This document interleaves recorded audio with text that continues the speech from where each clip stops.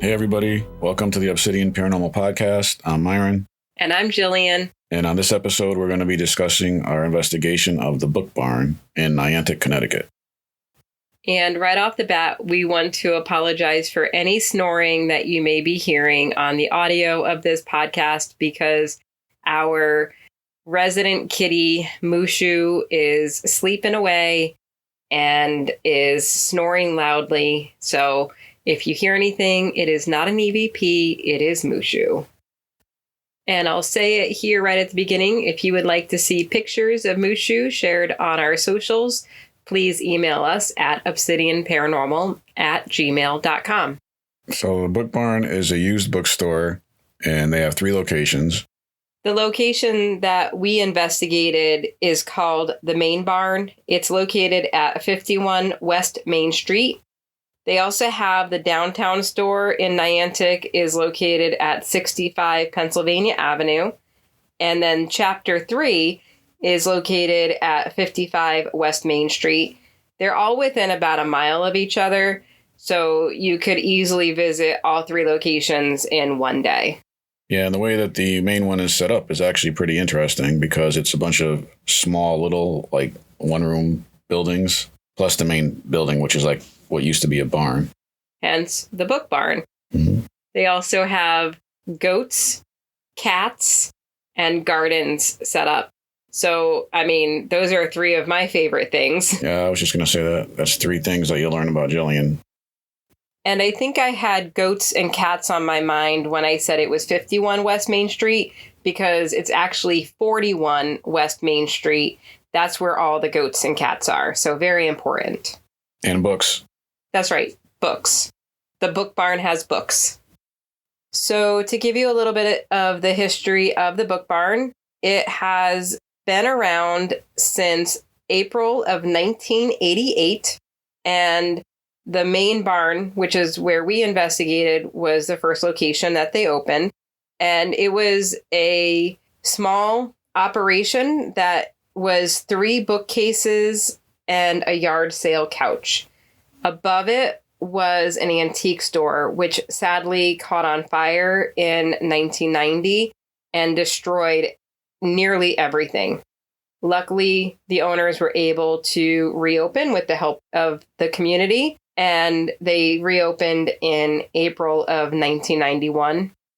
Some of the buildings that are on the property are called the Main Building, the Annex, the Haunted, which actually is pretty amusing considering books on the paranormal are not actually in that particular location. They're in the downtown one, I believe. Yeah. So the Haunted building doesn't actually contain any books about hauntings, but that is where we got a lot of our evidence when we did our investigation. Exactly. So each building kind of has its own theme, has its own collection, and the cats are allowed to kind of roam throughout, and then the goats mainly keep to the gardens. So with our investigations, some of the places we investigate will contact us, and some of them we will contact. And once in a while, we'll just be out driving somewhere and get a feel for a certain building we drive by. And this is one where I had a feeling. And not necessarily a bad feeling or a negative feeling, but goosebumps or the spidey sense on the back of my neck, like the hairs on the back of my neck stand up. As a witch and somebody who uses my intuition a lot, I take those feelings to be a guide and a message that maybe there's something to it. And I'm so glad that Myron suggested that we contact this place because we got some pretty interesting evidence. Yeah, and this place isn't very public with their experiences. Right, so they were pleasantly surprised that we contacted them, and we explained that we just had a feeling and figured we'd give it a shot and see if we could find anything.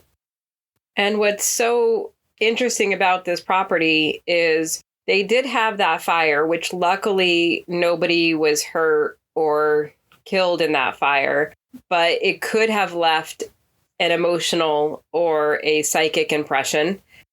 Also, being an entire location built off of used items, the used books, there could be something connected to some of the items that were in there. The antique store was on the top floor, could be something connected to an item that burned in the antique store. And then also Connecticut is just so rich with history, from the early settlers to the indigenous people, and who knows what wanted to communicate and what would have shown up in a location like that. I think one of the creatures that was the most fun to communicate with on this investigation was the cat named Cheddar, who seemed very interested in what we were doing and had opinions about where we should set up and how the investigation should go. And he followed us everywhere. Actually, there was even a point where we recorded him because the sounds he was making were pretty funny. Yeah, so this was definitely a first for us that the cat seemed to be the leader of the investigation, as it should be. I mean, we work hard so our cats can have a better life. Yeah, and it's funny because when I was listening back to the evidence, there was one point where he had made one of his weird sounds, almost to the point that it sounded like almost like a person talking. He did it a couple of times, and I thought it might be evidence, but then one of the guests that we had with us said that was Cheddar. Which is why it's always a good idea to mark even like the cute sounds that a cat makes, that in the moment you already know it's the cat, but then later on it's easy to forget that the cat had made that cute noise that you're debating, is this evidence or not? That's also why it's a great idea to back up any audio evidence with cameras. And maybe just for the hell of it, we should put that clip up on the website at some point too, so you guys could see what I'm talking about, because I know what cats sound like, but this didn't sound like a cat. Right, like sometimes how your stomach can make a noise where it sounds like an entire sentence. And if you don't narrate, Myron's stomach made a noise, and I'm not throwing you under the bus because sometimes it's my stomach making the noise, you have to mark it on an investigation. Like, you laugh about it at the time, or you think, oh, definitely everybody's going to know this is my stomach growling or digesting my dinner. But then sometimes you don't get to the evidence for a few days later and you've completely forgotten. So that's why it's so important to mark Cheddar made a meow. Jillian made a growl. I made a weird noise with my foot. And it sounds like so tedious at the time, but so important for evidence review. Other than the sounds that Cheddar was making, we did catch some evidence, and mostly in the main barn and the haunted bookshop, oddly enough.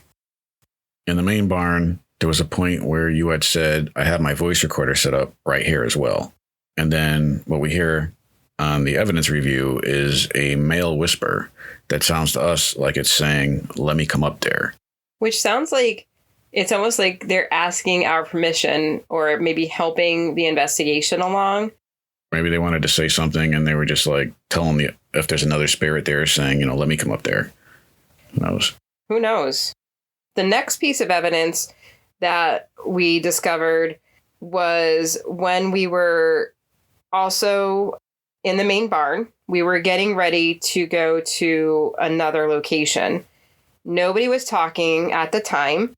It sounds like we pick up a conversation that the spirits were having with each other, because it was, you were the only man on site, and we catch two male voices.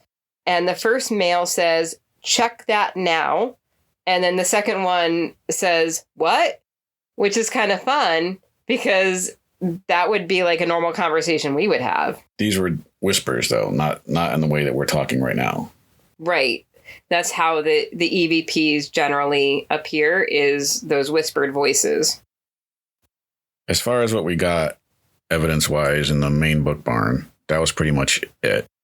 And then in the haunted bookshop, we got a few more things.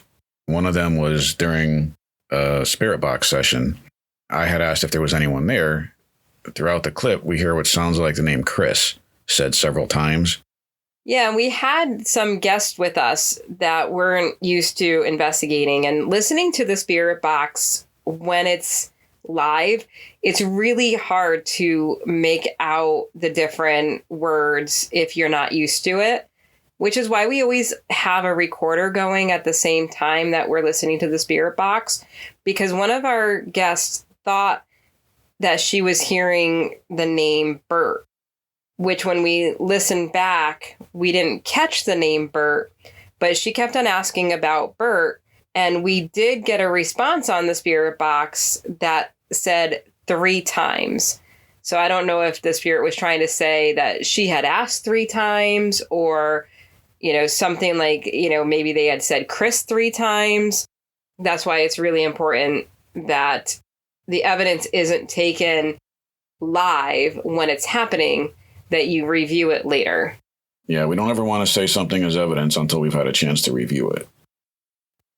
And the last piece of evidence we'll be discussing is a clip that was from the haunted bookshop, and we were using the spirit box. And one of the questions we had asked was if it can tell us the name of the owner. We ended up getting the name Chris, which turned out to be significant because someone who used to live on the property was named Chris. At the very end of the clip, when we asked if Chris is still there, it says it's Chris. Yeah, so I think that was pretty significant that Chris was trying to communicate with us. Yeah, in general, the feeling I got there was definitely nothing negative. No, not at all. I got the feeling that they were chatty. They were interested in what we wanted to do and what we were trying to accomplish, but really no major messages, nothing uncomfortable, nothing negative. All in all, it was a pretty nice investigation. There's a lot of mythological significance to cats and the spirits of the dead. In many different cultures, cats are seen as psychopomps. Now, if you've never heard that term before, a psychopomp is a helper of spirits. So they usher in the spirits of the dead from one reality to the next.